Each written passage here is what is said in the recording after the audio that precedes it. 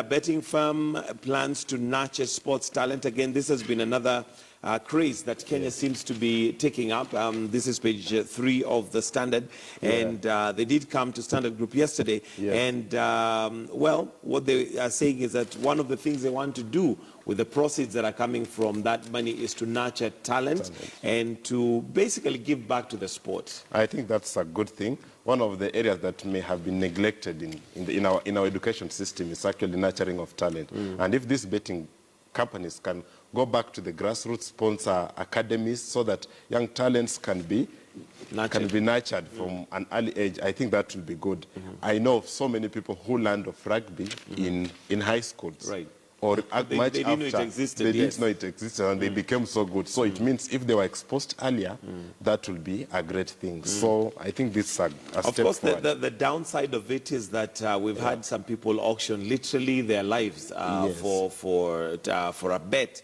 But then again, there are good sides and bad sides of everything. So it's really just trying to glean the good and try and deal with the bad at the same time. Yeah, exactly. And I think our legislature also needs to come in with that thing of regulation and just looking what needs to be done, what needs to be put in place for betting farms and how much. Because, for instance, when a betting farm ships 6 billion from our economy, to me that's a concern. And then also just looking at people's perception of wealth.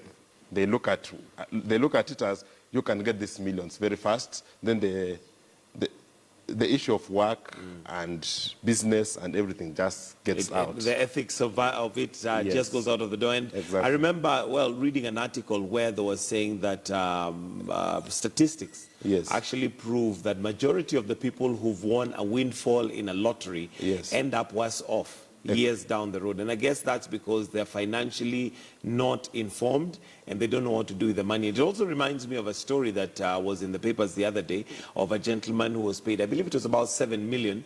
Although it was not a bet, he basically was paid off with the SGR project that's going on. But today he's literally living like a pauper. Exactly, because they are what we call financially literate. So once they get the money, they can't invest it, they blow it, or they expect another time when they will also make a kill, as they call it. All right, and maybe even put part of the investment back into betting, hoping to win again. Yet the chances, and they say the chances of winning a bet are actually as high as you being hit by lightning twice. So you know how, how slim those chances are.